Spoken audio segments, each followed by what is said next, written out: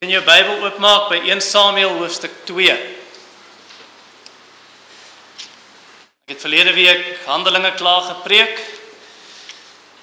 En nou vanoggend net so 'n bietjie 'n breek en dan volgende week begin ek 1 Korintiërs.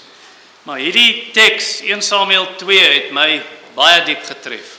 In my stilte tyd laas week en 1 Samuel 15 ook in my stilte tyd. En so vanoggend 1 Samuel 2 en dan vanaand 1 Samuel hoofstuk 15.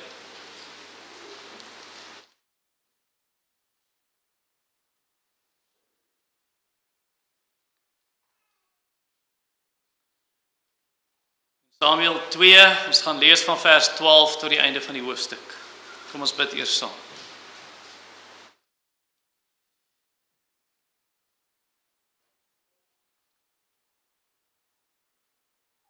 Heilige Vader,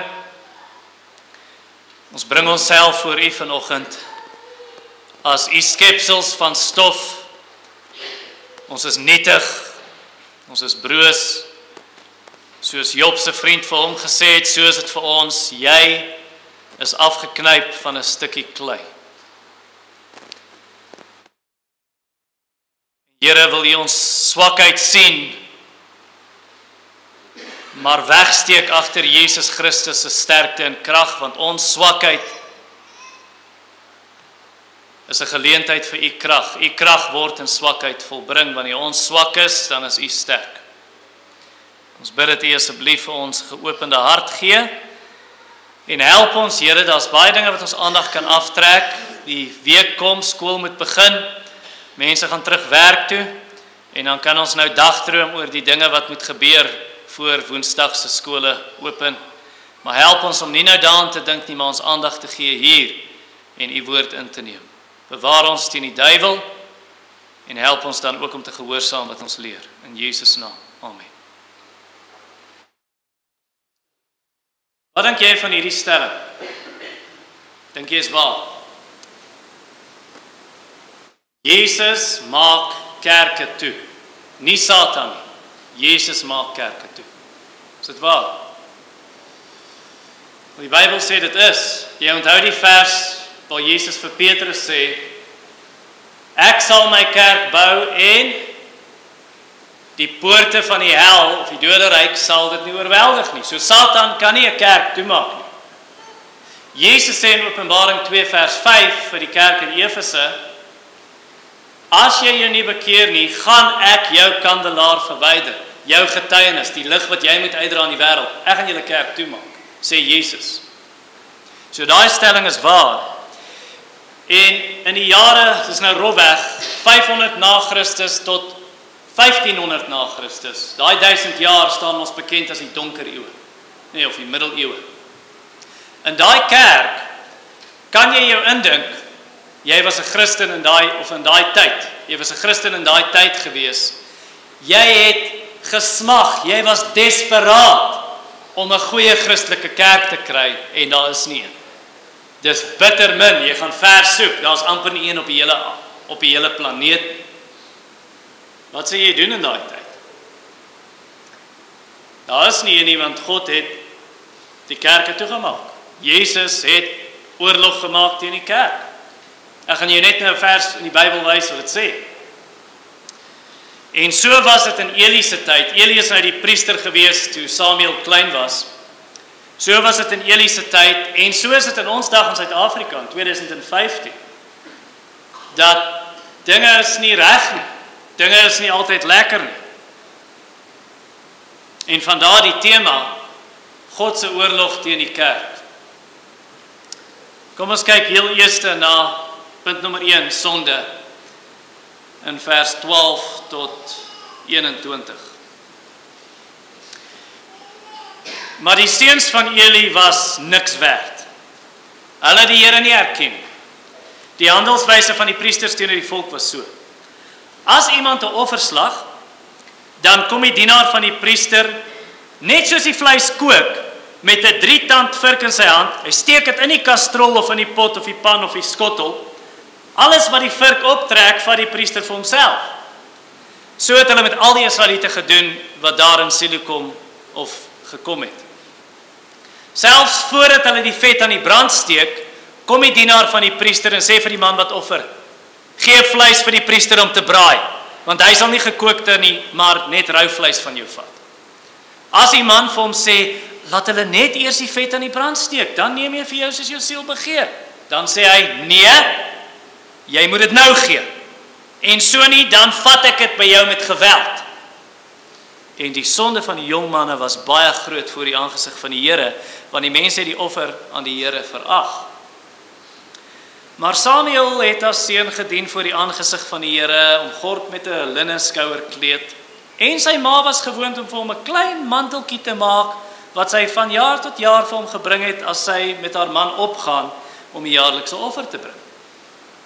Dan sien Eli Elkana, dis nou Samuel se pa, en sy vrou en sê, mag die Here jou 'n nageslag gee uit hierdie vrou ter vergoeding van wat aan die Here afgestaan is. Daarop gaan hulle na sy woonplek toe. En die Here het ag gegee op Hanna, sodat sy swanger geword het en nog 3 seuns en 2 dogters gebaar het. En die seun Samuel het groot geword by die Here. In 1992 het John MacArthur Suid-Afrika vir die eerste keer besoek. En in daai tyd het hy 'n 35-jarige predikant ontmoet. Die predikant se naam was Tini. Nou Tini het jare voor dit was hy 'n kapelaan in die weermag gewees tydens die grensoorlog in Angola. En in die tyd wat MacArthur hom nou ontmoet het, was hy vir 'n klomp jare al 'n baie gesiene predikant in 'n groot NG Kerk. En op 'n dag, 'n tydjie voor hy MacArthur ontmoet het, toe luister hy na 'n preek van John MacArthur op die radio en hy kom tot die besef, ek's nooit regtig 'n Christen gewees nie. En hy kom tot bekering. En MacArthur was oorweldig om hierdie man te ontmoet en te hoor, 'n predikant wat vir jare predikant was en nou tot bekering gekom. En so was dit in die tyd van Eli, soos jy sien in vers 12, sy seuns is priesters, maar hulle ken nie die Here nie. So was dit in die dae van die rigters, want onthou, Samuel hy's die laaste van die rigters gewees, hy leef in die tyd van die rigters, en die boek Rigters eindig so. In daai tyd, die tyd van die rigters, was daar geen koning in Israel nie. Elkeen het gedoen wat reg is in sy eie oë. Klink dit bietjie so Suid-Afrika. Baie later in Jeremia se tyd, dieselfde kan maar gesê word van Samuel se tyd, maar in Jeremia 2 vers 8 lees ons hierdie. Die priesters het nie gesê, waar's die Here? Die wat die wet handhaaf, het my nie geken nie. Die mense wat geestelike leiers moet wees, kom ons sê in ons terme, die dominees was nie Christene. Hulle die Here nie eers erken nie of geken nie. Hosea hoofstuk 4 vers 9, wat daar gesê word, kan geld vir Samuel se tyd of vir Eli se tyd hier. Hosea 4 vers 9 sê, soos dit met die volk is, soos dit met die priesters, of soos dit met die priesters, so gaan dit met die volk. Met ander woorde, die man op straat, wat sy dwelms verkoop, en die dominee in die kansel, hulle doen dieselfde sondes. Dit is geen verskil nie. So was dit in Hosea se tyd, so was dit in Eli se tyd, vers 12 het ek klaar vir jou gesê, Eli se seuns, priesters, volgens 1 Samuel hoofstuk 1, hulle het God nie geken. Nou dit word gesê in vers 12, sy seuns was deugniete. Of ek het dit gelees, sy seuns is niks werd. Sy seuns, die Hebreëse woord daar beteken letterlik, sy seuns was seuns van Belial. Nou as jy nie weet van Belial nie, lees 2 Korintiërs 6 vers 15, waar Paulus sê, wat het Christus en Belial met mekaar te doen? Wie is Belial? Belial is Satan. En so word hulle hier genoem. Nou die wet het die volgende vereis. Die wet het gesê vir priesters, jy moet die vet vat van die bees of die skaap, sny die vet af, dit moet vir die Here gebrand word op die rooster heel eerste. Daarna, dan kan die priester nou die bors vat, sê nou maar as 'n duif wat geoffer word, hy kan dit eet, of hy kan die regterdui vat, hulle offer 'n lammetjie of 'n klein bokkie of 'n kalfie, hy kan die regterdui eet. Dis nou Levitikus 7, kan jy dit gaan lees, vers 29 tot 34. Maar hierdie twee seuns van Eli, hulle die wet geminag. Ons voel 'n flenter vir wat God se wet sê. Wat hulle gedoen het, is hulle kom, as die offer nou gebring word, vers 14, dan vat hulle 'n 3-tand vurk, dan steek hulle dit so in die pot, terwyl die vleis kook. Want hulle is nie tevrede om net die regterdui te hê en die bors te hê nie. Hulle soek meer. Steek dit in, vat die vleis en eet dit ook. En wat hulle verder gedoen het, is hulle soek nie net kookvleis nie. Ag, alweer kookvleis. Nee, ons soek nie kookvleis nie, ons soek braaivleis. Ons wil dit hê, ons soek gebakte bout. En so wat hulle doen, vers 15, sien jy, en vers 16 ook, hulle vat die vleis terwyl dit nog rou is. Dan sê die man wat die offer nou bring, hy bring vir die priester en sê, julle moet hierdie vir die Here offer namens my. Dan sê die man in vers 16, nee, asseblief, laat ons net eers die vet afsny, want dis wat God se wet sê. Want God se wet het gesê, jy mag glad nie die vet eet nie. En dis nou Levitikus 7:22 tot 25. Die priesters mag nie daai vet geëet nie. So kom ons brand dit net eers aan die Here en dan kan jy vat wat jy wil. En dan sê hy, jy sal dit nie doen nie. Ek gaan dit met geweld by jou weg as jy dit nie gee nie. Gee my die rou vleis en die vet nou. En so het hulle opgetree. En die Here was nie tevrede daarmee nie. In vers 17 sê dit vir jou, hulle sonde was baie groot in die oë van die Here. Nou, die priester se sonde, kom ons sê dit in moderne terme, die dominee se sonde is groter as die res. Die ouderlinge se sonde is groter as die res. En hoekom? Wel, Jakobus 3 vers 1 sê, leermeesters sal met 'n strenger oordeel geoordeel word.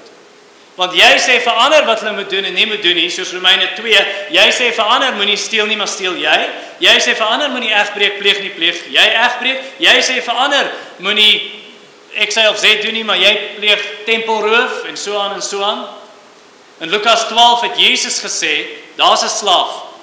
Daai slaaf wat geweet het wat sy meester wil hê en ongehoorsaam was, hy gaan swaarder gestraf word as die slaaf wat nie geweet het nie en hy het verkeerd gedoen. Ek het laasweek gesê, ons wat hier sit, as jy rebelleer teen die Here en jy volhard in jou weg, jou straf sal groter wees as die verkragter en die moordenaar. Jou straf gaan groter wees as die moslems vir die mense in Parys doodgeskiet het. Want jy het geweet, jy het gehoor wat reg is en dit nie gedoen nie. En is dit nie wat koning Alfonsus bedoel het nie met hierdie stelling? A great man cannot commit a small sin. Want is so voor almal op die verhoog en soveel mense val saam as jy val. Nou daar is 'n flikkering van hoop. Dis 'n donker tyd hierdie Eli se tyd, maar hier is 'n flikkering van hoop in vers 18. Maar Samuel, hier's klein Samuel. Hy dien die Here met sy klein skouerkleed, 'n linne kleed wat so om jou nek gaan, voor jou bors en jou maag verby, dan bind jy dit weer om jou middel vas. Dis wat die priesters gedra het. En elke jaar, sê vers 19, dan bring sy ma vir hom 'n klein manteltjie wat sy gemaak het. Want hulle kom elke jaar na die fees toe, bring die manteltjie vir Samuel, want hy dien in die tent van die Here. En ten spyte van die korrupte priesterdom, daar's bietjie hoop. Samuel's daar. Dale Ralph Davis sê, we won't become too discouraged over Hophni and Phinehas, is nou Eli se twee seuns. We won't become too discouraged as long as we see little Samuel walking around in Shiloh, in Silo, daar by die tent van die Here. En omdat Samuel se ma haar seun vir die Here gegee het, onthou nou sy kon mos nie kinders hê nie, né? 1 Samuel 1 vers 5 sê sy kon nie kinders hê nie. En toe smeek sy die Here en toe gee die Here vir haar seun, maar sy het gesê, as hy my 'n seun gee, dan sal ek hom vir die Here leen vir die res van sy lewe. Hy sal in die tent van die Here dien tot hy dood gaan eendag. En sy het haar belofte gehou. Die Here het haar seun gegee en sy het Samuel vir die Here gegee. En nou seën die Here haar vir wat sy gedoen het. En sy het sommer nog 5 kinders, vers 20 en 21. 3 seuns, 2 dogters. Nou, hoe moet jy reageer op daai verse wat ons nou gelees het en wat ek vir jou uitlê? Hier is die eerste ding. Moenie aanneem omdat jy 'n priester is en jy dien in die tent van die Here. Jy is gered. Vers 12, hulle is priesters, weet ons, Hofni en Pinias, is hulle gered? Hulle ken nie die Here nie, sê vers 12. So moenie aanneem, jy is gered, omdat jy gedoop is. Miskien as baba, of miskien as 'n groot mens. En jy dink, ek's gedoop, dit beteken ek's gered. Moenie aanneem jy is gered, omdat jy lidmaat van die kerk is. Moenie aanneem jy is gered, omdat jy 'n ouderling is, of ek's al jare 'n baptis, ek's 'n ou baptis. Of jy neem aan jy is gered, want jou ouers was toegewyde Christene. Of jy neem aan jy is gered, want, ek het gereageer op 'n altarkol, toe daai uitnodiging kom, toe stap ek tot voor in die kerk. Of jy neem aan jy is gered, want, hier is wat iemand gister vir my gesê het, ek het evangelie gedeel met 'n paar mense, en die ene ek sê, gaan jy hemel toe? Ja. Hoe weet jy? Is jy seker? Ja. Hoe weet jy dit? Because I pray. Moenie aanneem jy is gered, omdat jy Bible College bygewoon het. Hier is die toets of jy gered is of nie. Haat jy jou sonde, en is jy gehoorsaam aan Jesus Christus. Om daai goed te doen red jou nie, maar dis die bewys as jy gered of nie.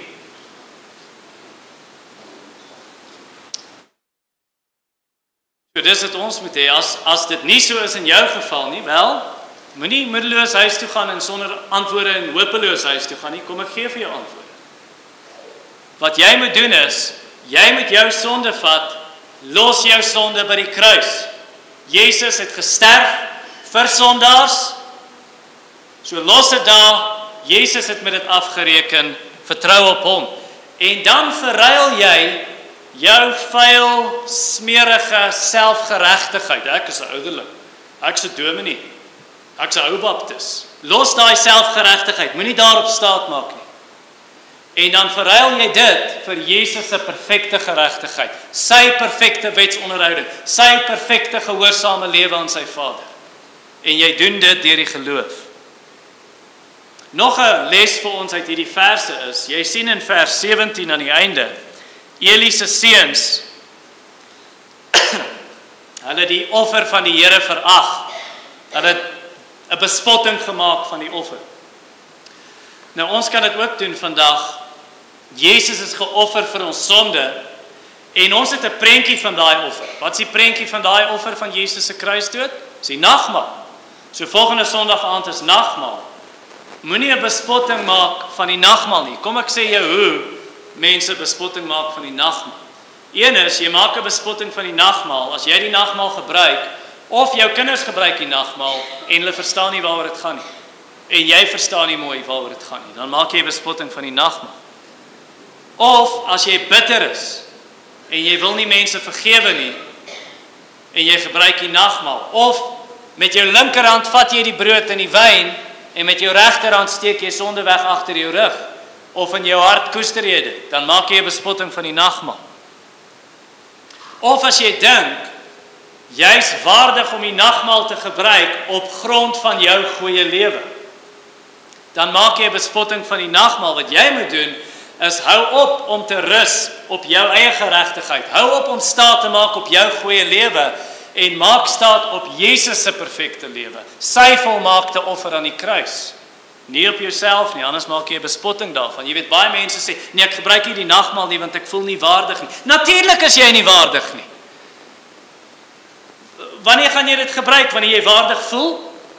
Nee, vergeet heeltemal van jouself, van jou eie goedheid, van jou sonde, van alles van jouself, en maak staat op Jesus Christus, sy waardigheid, nie joune nie.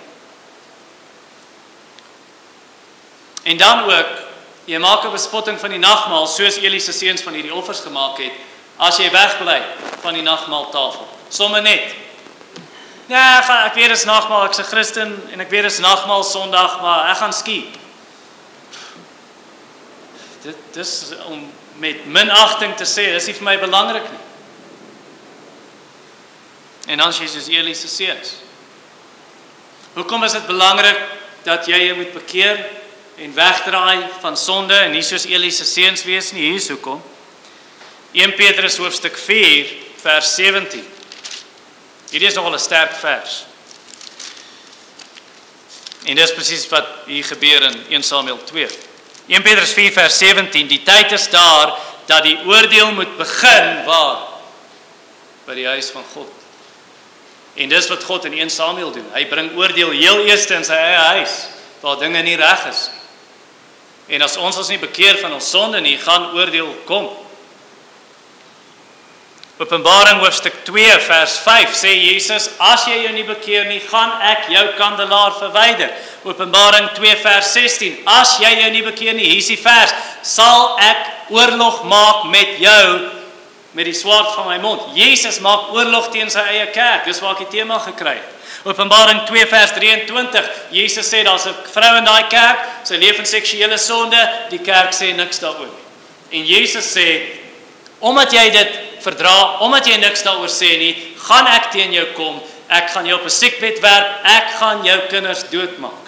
In Openbaring 3 vers 3 sê Jesus, as jy nie bekeer nie en nie wakker word nie, gaan ek teen jou kom, want hulle is geestelik aan die slaap, gaan ek teen jou kom soos 'n dief in die nag en jy gaan nie weet wanneer nie.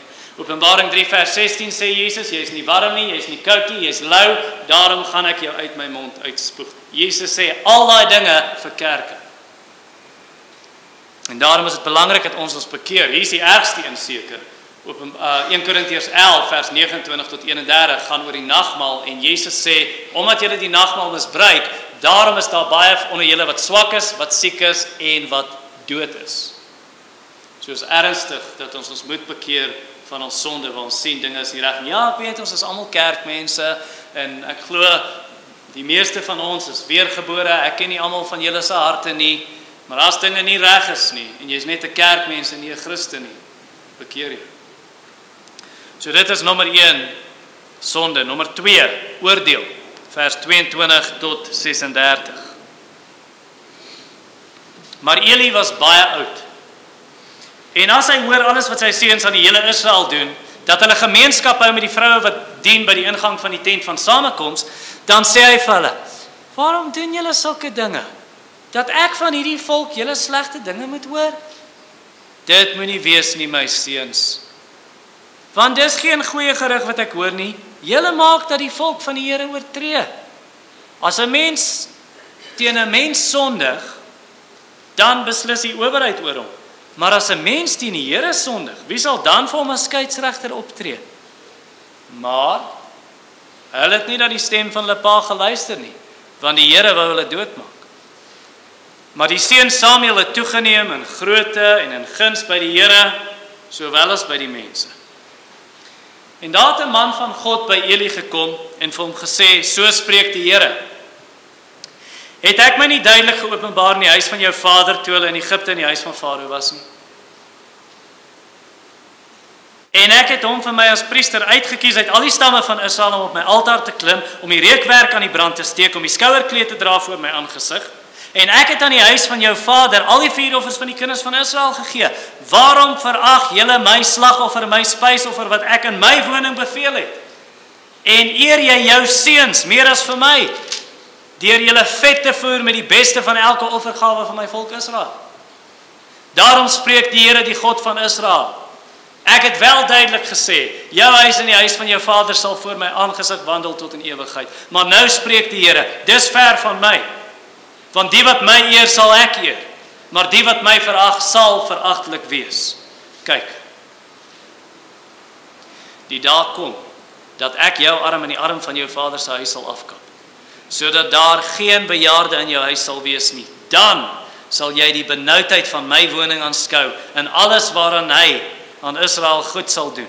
En in die huis, in jou huis sal daar al die dae geen bejaarde wees nie.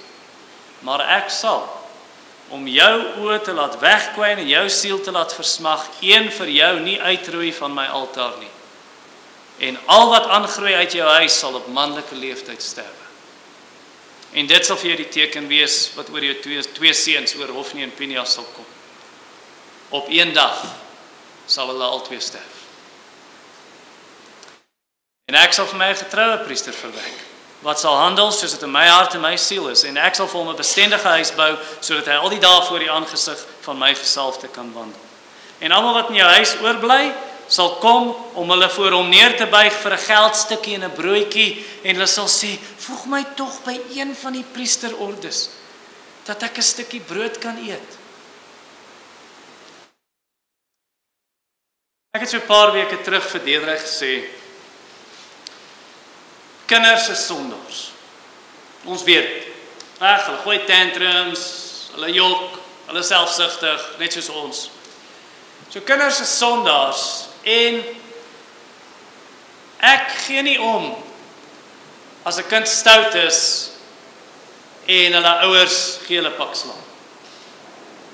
Wat my pla is as kinders stout is, hulle ouers sien dit en hulle doen niks daaroor.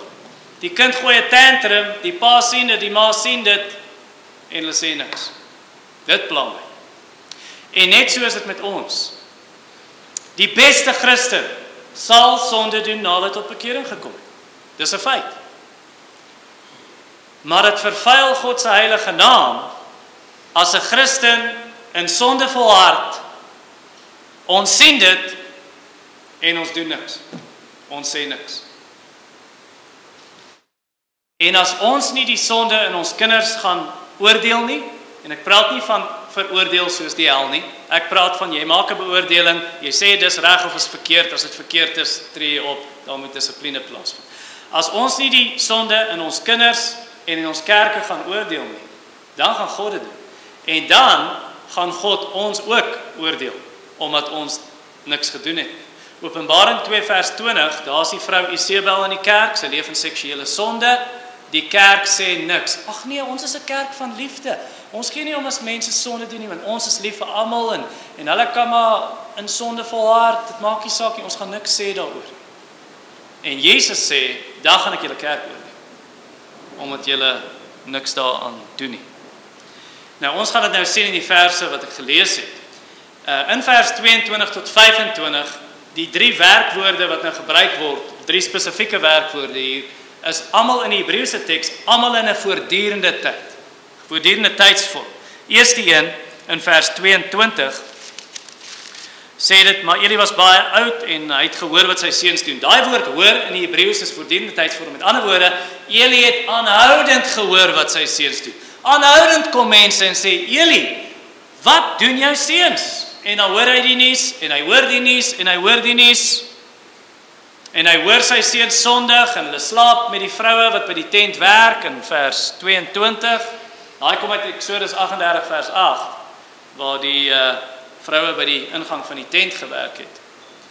Dan volgende een voortdurende tydsvorm vers 23. Dan sê Eli vir sy seuns, daai woord werkwoord weer 'n voortdurende tydsvorm. Eli het aanhoudend vir sy seuns gesê, wat doen julle? Is nie reg wat julle doen nie. Julle doen nie die verkeerde goed en ek hoor heeltyd die slegte nuus. En dan sê hy ook vir hulle in vers 25, kykie, as jy teen 'n ander mens sondig, dan kom jy na die altaar toe en jy bring 'n offer en jy vra vergifnis. En dan vergewe die Here. Maar as jy by die offer is en jy spot met die offer en jy speel daarmee en maak dit belaglik, hoe bring jy 'n offer as jy klaar met die offer spot? Dan sondig jy ernstig teen die Here, dan sondig jy, soos Numeri 15 vers 27 tot 31 sê, dan sondig jy met 'n hoë hand. Dis nie net ek het sondig gedoen, dis nie reg nie, ek wil vergifnis kry. Nee, ek weet oop en bloot wat ek doen, ek sondig blaatant en ek weet hierdie is die offer van die Here. Nou vir ons in die Nuwe Testament Christene, daar's vir ons die kruis van Jesus. As ons vergifnis wil hê, Jesus het aan die kruis gesterf. Maar wat gebeur as jy die kruis minag? Die plek waar jy vergifnis ontvang en jy maak 'n bespotting daarvan en jy weet hier is jou hoop, hier is die enigste offer wat gebring is vir sondaars en jy minag dit. Is dit nie waarvan Hebreërs hoofstuk 10 praat nie? In vers 26 en in vers 29. Jy weet die Hebreërs skrywer, hy sê in daai verse, vers 26, hoofstuk 10, as ons opsetlik sondig, nadat ons kennis van die waarheid ontvang het, ons weet wat reg is, en ons weet die enigste hoop is Jesus en sy kruisdood. As ons daarteen sondig en ons spot daarmee, dan bly daar geen meer offer vir sondes oor nie. Waar gaan jy nou gaan vir 'n offer? Jy het die kruis bespot en die kruis uitgelag en gesê dis rubbish. Vers 29, hoeveel swaarder straf dink julle sal hy verdien, wat die Seun van God vertrap het, die bloed van die testament waardeur hy geheilig is, onrein geag het en die gees van genade gesmaad het, dan is jy in die moeilikheid. En dis waar Eli se seuns was. En dan die derde werkwoord daar, is in vers 25, net die tweede deel van die vers, hulle het na hulle pa nie geluister nie. Voortdurende tydsvorm in Hebreëus, hulle het aanhoudend hulle pa geïgnoreer en nie geluister wat hy sê nie. Al het hy hoeveel keer gepraat. Nou hy het hulle aangespreek. Het jy gehoor hoe lees ek die teks? Toe ek daai deeltjie lees oor sy seuns. Ek het dit so gelees vir jou. Waarom doen julle sulke dinge? Dat ek van die hele volk julle slegte dinge moet hoor. Nee my seuns, dis nie reg nie. Dis hoe julle met sy seuns praat. So hy het hulle aangespreek, maar hy het hulle nie verwyder uit hulle priesterlike ampt nie en gesê, kyk, julle tree so op, dis nie reg nie, julle maak 'n bespotting van God, julle laster hom, julle spot met die offers, julle is nie meer priesters. Dis wat hy moes gedoen. Maar hy het nie, my seuns, en hy moet oor en jy weet soos daai kind met wie jy aanhoudend moet praat, nee, moenie daai vat nie, los die tannie se goedjies uit. En dan doen hy dit nie. En jy moet aanhoudend praat, dis nonsens. As hulle klein seentjies was, moes hulle pak slaag gekry. Maar as nou groot seuns, so hy moes vir hulle gesê, julle is uit die priesterlike ampt. Maar hy het nie. Hoekom het hulle nie na hulle pa geluister nie? As jy net daai tweede deel van vers 25 lees in jou Bybel, wat sê daai vers? Hoekom het hulle nie geluister? Want die Here wou hulle doodmaak. Met ander woorde, wat daar gesê word is, omdat hulle aanhoudend hulle harte verhard het, omdat hulle aanhoudend gesê het, nee, luister nie vir pa nie, het God uiteindelik op 'n punt gekom wat hy sê, goed, ek gaan vir julle gee wat julle wil hê. Julle wil julle harte verhard, kom ek gee dit vir julle, want dis wat julle soek. En God verhard hulle harte uiteindelik, sodat hulle nie meer kan bekeer.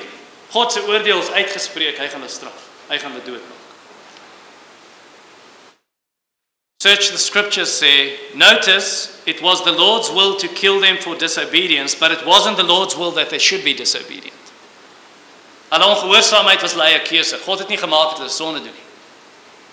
Maar God het gesê, ek het die streep getrek, ek gaan julle doodmaak. Ek kontrasteer dit met vers 26.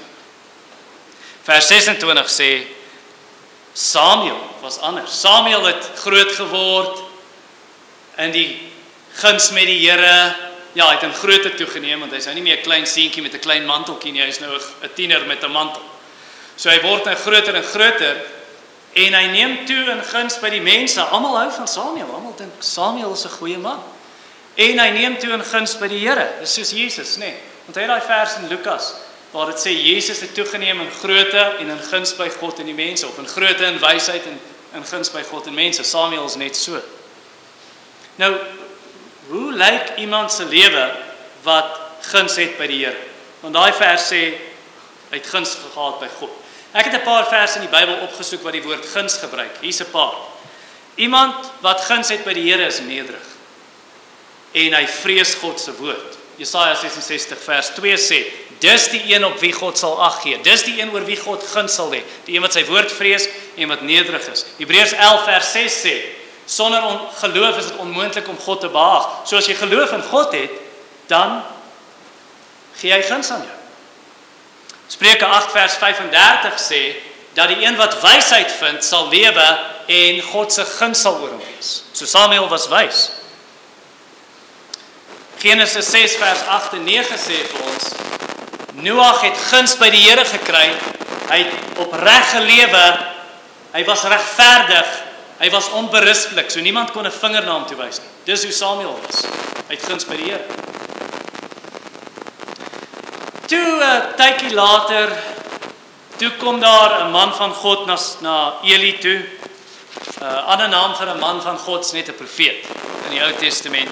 So hier kom 'n profeet na hom toe en dit sê vir ons hier in vers 27. Nou kan jy so volg in jou Bybel. Die profeet kom en hy sê vir Eli, kyk, Eli, God het homself bekend gemaak. God het homself geopenbaar aan jou voorvader Aaron toe hy nog in Egipte was. En wat God daar gedoen het daarna, hy kies toe Aaron en sy nageslag en sê, julle sal priesters wees. Julle gaan dien in die tent, julle gaan verantwoordelik wees om die offers te bring en so aan. Ek het jou voorvaders gekies. Ek het hulle gekies om wierook te brand op die altaar, laat dit 'n aangename geur moet gee. Ek het hulle gekies om die skouerkleed te dra, want dis wat priesters gedra het. Ek het jou voorvader Aaron en sy nageslag gekies om die offers te eet, soos die offer gebring word, kan julle daarvan eet, want waar anders kry die priester kos? Hy kan nie by die bank gaan werk en 'n inkomste kry nie, dis sy voltydse werk, is nie tabernakel. So ek het hulle gekies daarvoor, maar jy, vers 29, jy en jou seuns het my verag. Letterlik sê die Hebreërs daar, jy en jou seuns het teen my geskop. Soos 'n kalfie skop teen sy eienaar, as die eienaar hom probeer vashou. So het julle gedoen. Julle het geweet my woord sê, jy mag nie daai vet eet nie, dit moet vir die Here geoffer word. Jy het dit geweet. En tog, wat het julle gedoen? Julle het nie net die vet geëet nie, julle het julleself ooreet aan die vet. Jy kan maar 1 Samuel 4 vers 18 lees. Eli was 'n groot man, hy was oorgewig van al die ekstra vleis wat hy gehad het. En homself ooreet daar. Vers 29 sê dit, jy het jouself vet gevoer. En dan sê hy daar in vers 29, hier is nog hulle, dis 'n emmer kouer water. Jy het jou seuns geëer meer as vir my. Het Jesus nie gesê, as jy liewer is vir jou seun of dogter, vir jou pa of ma, dan is jy nie werd om my disipel te wees nie? Ja, maar Eli eer sy seuns meer as wat hy vir God eer. Daar's 'n man in Alberton, hy's 'n predikant, hy vertel my die storie. Sê daar's 'n ou wat by hulle kerk was, maar toe later toe sy net nie meer daar nie gereeld daar nie. Toe gaan praat hy met die ou. Hy sê, ons sien jy nie meer daar nie, is iets fout, iets wat pla. Sê jy, nee, weet my seun se sokkerwedstryde is elke Sondag, so ek kan nie daar wees nie. Toe sê hy, so jy gaan jou seun meer eer as vir God? So jy gaan eerder dit doen as... Toe sê hy ja, en toe los hy die kerk.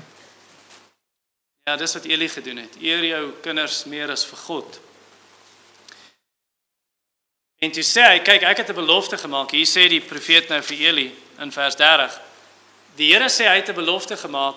Aaron en sy nageslag, hulle gaan priesters wees vir altyd. Maar jy, Eli, jy en jou seuns, julle gaan nie ingesluit wees in daai belofte nie.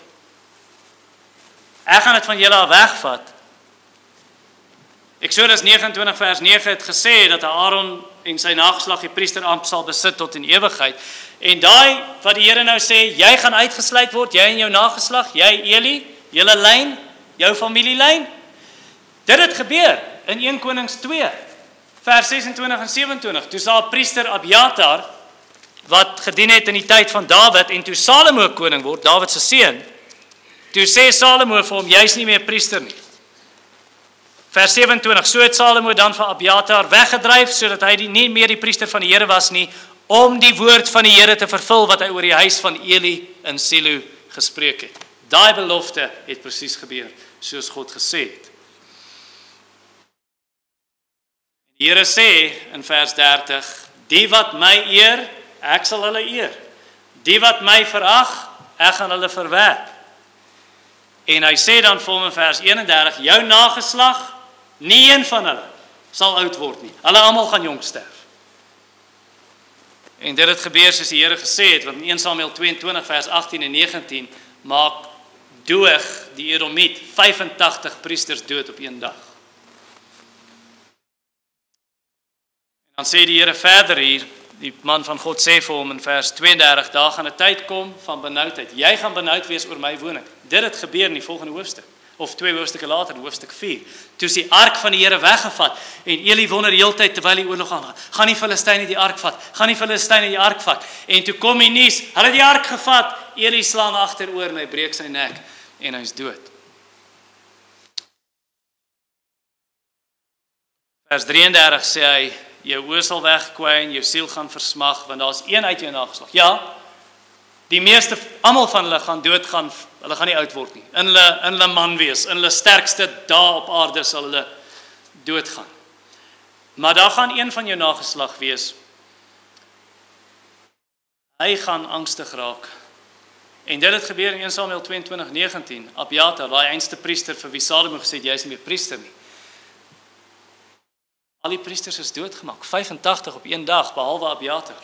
So jy kan dink die angs wat hy gehad het toe hy weghardloop vir Saul en hy vlug na Dawid toe. Hier is die teken, hoe weet jy dit gaan regtig so wees, Eli? Hier is die teken. Vers 34. Albei jou seuns gaan op een dag doodgaan. En dit gebeur in hoofstuk 4. In die oorlog, en hy kry die nuus. En ek gaan vir my 'n getroue priester kies, vers 35, 'n priester wat my sal gehoorsaam, 'n priester wat luister na wat ek sê, 'n priester wat alles doen wat ek hom beveel, wat altyd voor my gesalfde sal wees. Nou die gesalfde is Dawid, Psalm 89 sê dit vir ons in vers 20. So met ander woorde, hierdie priester sal altyd voor Dawid dien. En daai priester uiteindelik is nie Abiatar nie, toe Abiatar uitgeskuif is, toe is die nuwe priester was Sadok gewees. En hy is die een wat oorneem. En uiteindelik, die getroue priester, as jy dit nou vat, die een wat altyd doen wat sy vader wil hê, wie is dit? Uiteindelik wys dit na Jesus Christus, want hy het gedoen wat sy vader wil hê. Hy was gehoorsaam tot die dood, ja, die dood van die kruis. Vers 36 eindig. Daai een priester wat oorbly, of die een wat ek nou kies, die getrou een, die ander, jou nageslag Eli, hulle gaan kom, en hulle gaan brood bedel. Hoekom op aarde sê hy dit? Wat se tipe straf is dit? Hy gaan brood bedel. Wel, hier is die straf. Wat was die sonde gewees? Die sonde was, hulle die offers geminag en hulle ooreet aan die offers en gevat wat hulle nie moes vat nie. Nou is die straf presies wat pas by die sonde. Daar waar jy jou ooreet het aan die offers en gevat wat jy nie moes nie, nou gaan jy niks hê nie. Nou gaan jy selfs vir brood moet bedel.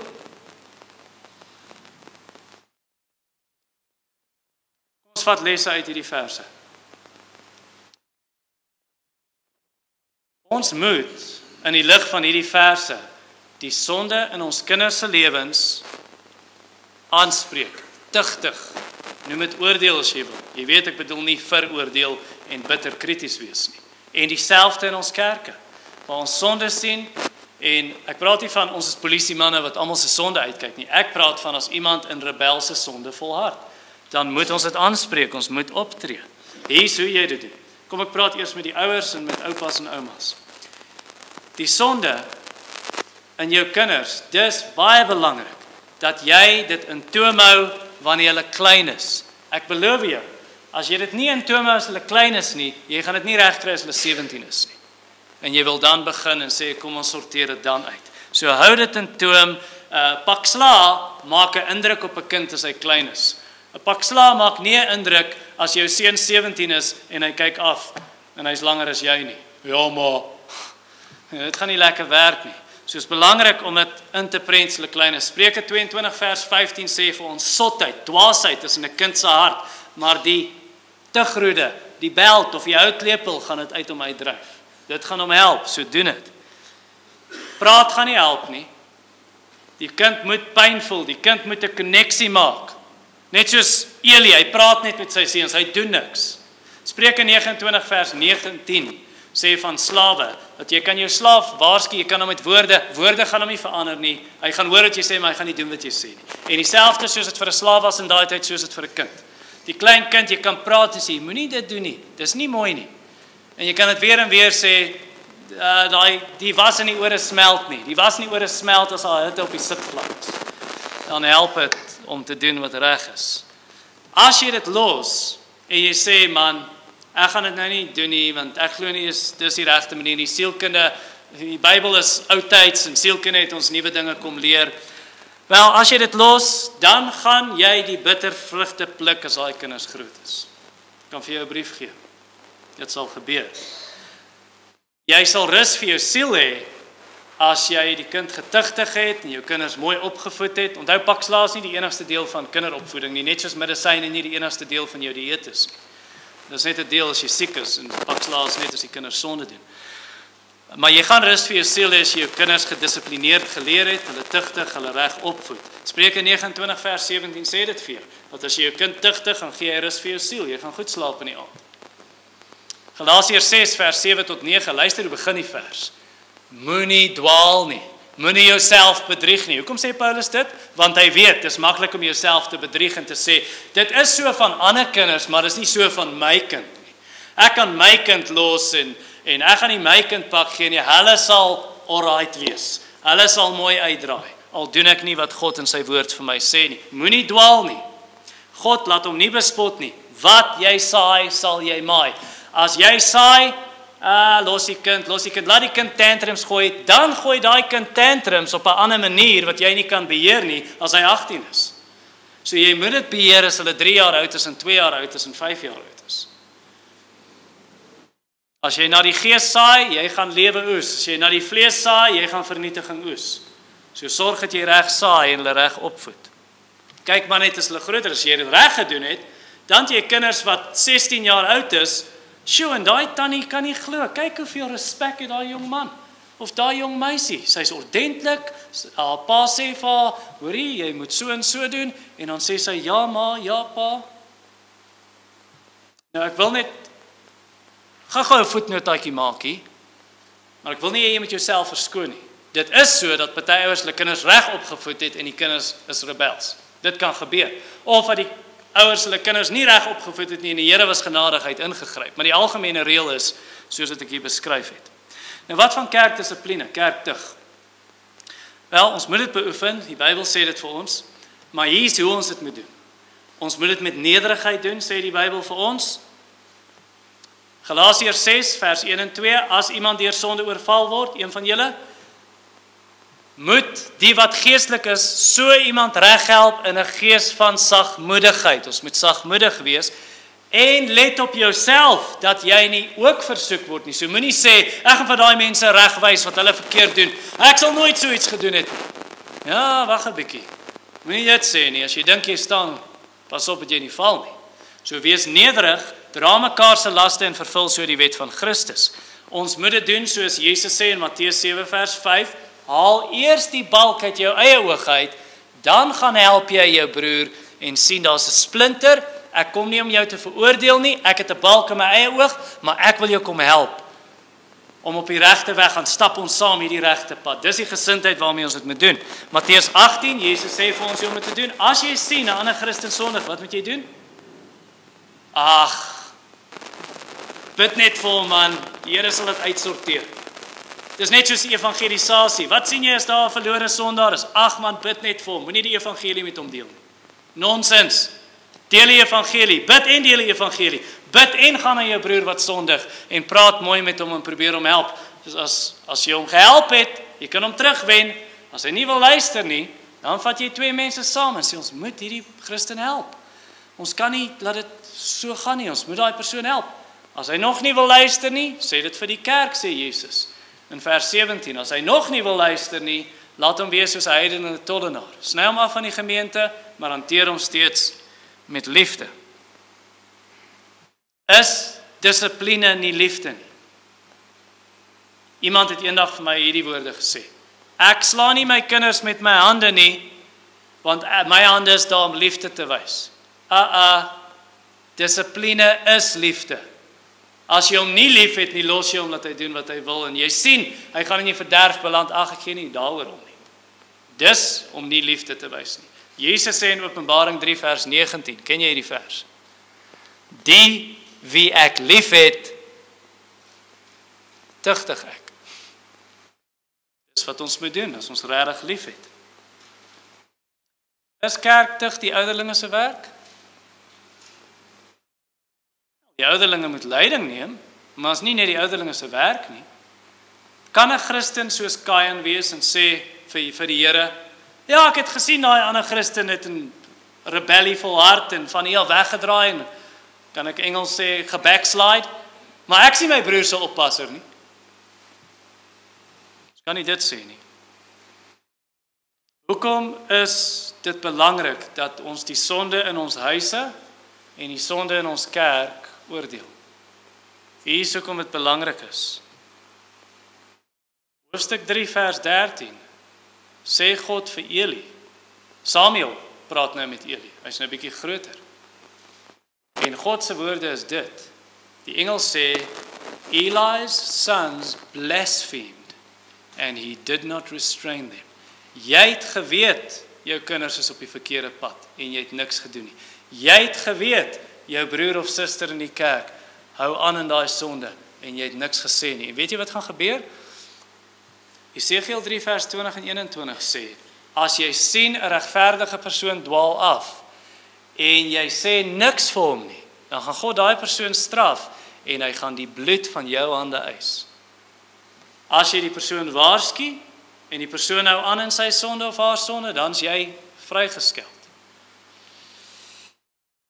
Jakobus 5 vers 19 en 20 sê, dat as 'n sondaar op 'n dwaalweg is, en jy bring hom terug van daai dwaalweg, dan red jy hom van die dood, jy bedek 'n menigte sondes. Ons moet dit doen. Help die verlore skaap. Spreuke 13 praat van jou kinders. Vers 24 sê, as jy jou seun liefhet, sal jy hom tugtig. As jy hom nie liefhet nie, of as jy hom nie tugtig nie, wys dat jy haat hom. Jy weet, hy gaan in 'n groot gemors beland eendag en jy los dit net. Wie gee om? Spreuke 23 vers 13 en 14. Daar sê dit dat, as jy jou kind pak gee, jy gaan hom nie doodmaak nie. As jy hom nie tugtig nie, dan gaan hy sterf. Dan gaan hy onder God se oordeel kom, want hy gaan op die verkeerde pad bly. Spreuke 29 vers 15 sê vir ons dat tug en teregwysing bring wysheid. So jy moet die kind tugtig, maar jy moet hom ook praat. Jy moet leer en sê, goed, dit was nie reg nie. Hier is hoekom ek jou tugtig, hier is die regte ding. En jy help hulle op daai regte pad. As jy dit nalat, of in jou huis of in ons kerk, ons sê dissipline los dit, of in jou huis dissipline los dit, dan sê vers 29, jy eer mense bo God. Ralph Davis het gesê, you can end up in serious sin if you think it's very important to be nice to people. Daai ou sondig, maar ek gaan niks sê nie, want ek is goed vir mense. If the true church is to be preserved, kept, bewaar, then her false servants must be removed. Dis wat die Here sê in sy woord ook. In Arthur Pink se dae, die vroeë 1900s, was goeie kerke baie skaars. Nou Arthur Pink het gedink, daar's geen goeie kerk in sy tyd. Daar was 'n paar goeie kerke gewees. En so is dit in ons tyd, in Suid-Afrika. En daar's liberale teologie, daar's prosperity prediking, daar's allerlei nonsens wat verkondig word, Christelike spookasem. So daar's baie min kerke wat regtig ernstig is oor Bybelse heiligheid, Bybelse prediking en die suiwer evangelie. Maar daar's 'n paar.